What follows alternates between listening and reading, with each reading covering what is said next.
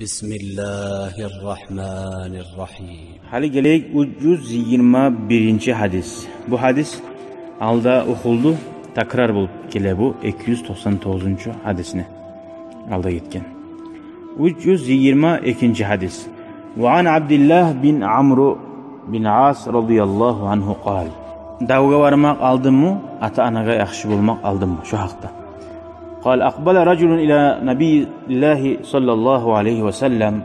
Bir kişi baktı diye geldi Peygamber aleyhissalatu vesselam'a faqala aytti. Ubayi'uka alel hicreti vel cihadi abtagil ecra minallahi ta'ala.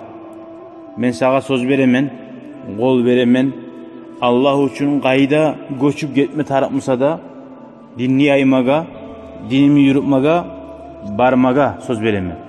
Ve Allah için dav etmeye, gazavat etmeye. Umut etemen şunu bulan Allah'ın yanından savaplanı. Qal, buğar aytti. Vehallaka min valideyke ahadun hayyun. Seni ata anandan birav sama sav mu deb soradı Peygamber aleyhissalatu vesselam. Qala na'am bel kilahuma. Bu kişi aytti dey. Dur, ikkisi de sav deb. Qala fetabtagil ecra minallahi ta'ala. Sen savapni Allah'ın yanından suyamsan. Qala na'am, gerti suyaman ne bayt. O başdayken hiç Allah'ın yanından savap suyaman. Cihad etip, kayda varma tartmasa bari göçüptü.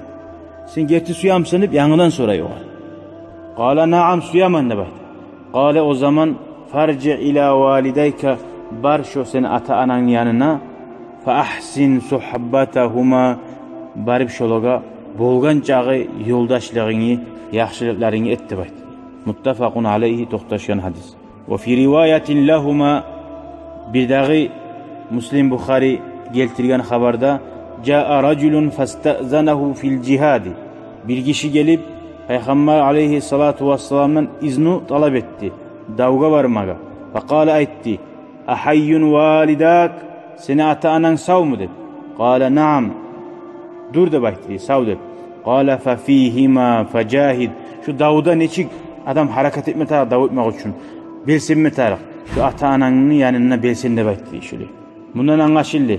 Bu hadiste fayda. Annal hicra ve in kanat vacibatan. Bir yerden bir yere koşmak borç, durçu. Bol olsa da ata ananın hakları şu borçtan aldın. Şu borçtan aldın. Kaçan adam bir yerden bir yere koşma tarık borç bola ozun dinin seni yürütme koymayımsa şu sen duran yerde sen bu gitmeye borçsan. Şu yerde yaşamak yaramay dinsiz turmaga. Ama ata anandan dinle turup olamsan şuna turma tarıksan. Ama ata ananga qarayman deb sen ne dinden çıkamsan o vakti yaramay. Ashabalar neçip koy gitti atanası Makka'dan Madinaga. Nege ona dinin yürütme koymaydı o an. Şöyle masala bu olsa dinin yürütme koymayın. Şu vakti yaray gitmeye. Nege ata anaga yaxşı bolmaga aldındır davdanesi nege tügülese ata anaga yaxşı bolma o seni borçun. Lişna. Davga varmak birileri varsa da birileri barmaya alsa da bular. Ama savlay bu surmalar barigizde çığı gizli her adamga borç dav bolsa ona hoca bir avda kalmaya yaramay. Bari de halk çıkma tarık. Ata ananga hoca o şey surmaların haynete gelir qarab koya. Velhamdülillahi Rabbil alemin.